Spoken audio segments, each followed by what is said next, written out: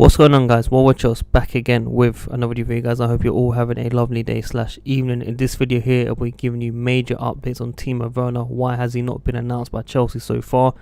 Ben Chilwell's updates to Chelsea, and also your general gossip around the club in the last 24 hours. So if you enjoy my content, help this channel out by liking the video. I need as many likes as possible. Subscribe if you're new here.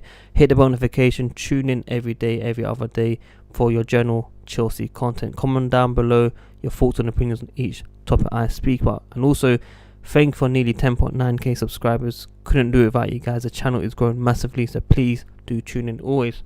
So the first one we're speaking about is Timo Werner. We know he will be a Chelsea player, but what is the hold up? Now, Raphael from The Athletic, he has said their source have basically told him that he cannot fly for medical to the UK because of the Bundesliga COVID-19 regulations, and Chelsea doctors cannot fly to Germany because they will have to isolate 14 days upon their return. So they've also said that Chelsea could use German FA doctors in the meantime, but they're most likely going to be waiting until the Bundesliga has finished on June 27th, unless the regulations in the UK change as well. So that is the main reason why Timo Werner has not been announced by Chelsea. But we have conflicting news right now as well. Standard are saying the release clause runs out on Monday, and Bild, the German reports, are saying that it runs out July 15th. One thing for sure, we're going to be finding out on Monday if there's any updates. If not, in terms of the deal being given to the Red Bulls, then we know it will be July. So I think let's just wait a few more days to see when this release clause actually runs out. But we should get some type of, next step in this deal on Monday. Well, that's what I believe anyway, and I should be updating you guys on that.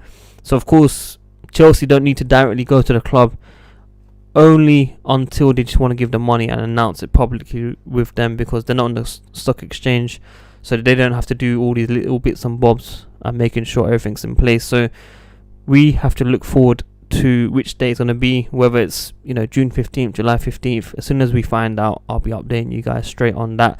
And also just a quick one on Kai Havertz. Madrid and Bayern are also interested in the player, but they are struggling to sign players in general. Now, of course, Muller has spoken saying, how can we sign players if we have to reduce for salaries? And Real Madrid are waiting for their revenue to come through, like the TV money, etc. So they're not in a position to spend money on players either. So Chelsea are in pole position for Kai Havertz. Just making sure you guys are aware of that. So Ben Chilwell, what is going on? The Standard have been speaking recently, saying if Chelsea cannot get to Chilwell, they have tracked Nicolas Tagliafico and Alex Telles, as we all know, for the last couple of weeks anyway. But they also say that Ben Chilwell has a massive desire to join Chelsea, and he'll probably force his way to Chelsea, which means Leicester will have to come down with the valuation from 85 million to at least 50 million pounds. Leicester are also working on replacements in the meantime, but we shouldn't be expecting any deal to be publicly announced until the Premier League is probably over as well. So that is your main topic so far. I've given my opinions in terms of Ben Chilwell, why he will make the right fit for Chelsea. It did take me a while to get through it, but I did say that I would prefer Tagliafico any day of the week. But Ben Chilwell, a lot younger, many years ahead of him, with Reece James on the other flank. Frank Lampard wants that exactly at the club, so I kind of see where this club is going. Now, of course, Tagliafico has a lot more experience in Champions League, but he's about 3 or 4 years older, so we might not get as many years as possible. I think Frank Lampard wants to build that squad for the long term. It's all a plan, and we shall see where it goes. So also, Batshuyai, what's going on with him? Athletic have been told that he's been told like he needs to leave, and we've been hearing that for years. We had Palace interested in the summer, but the transfer ban ruled it out.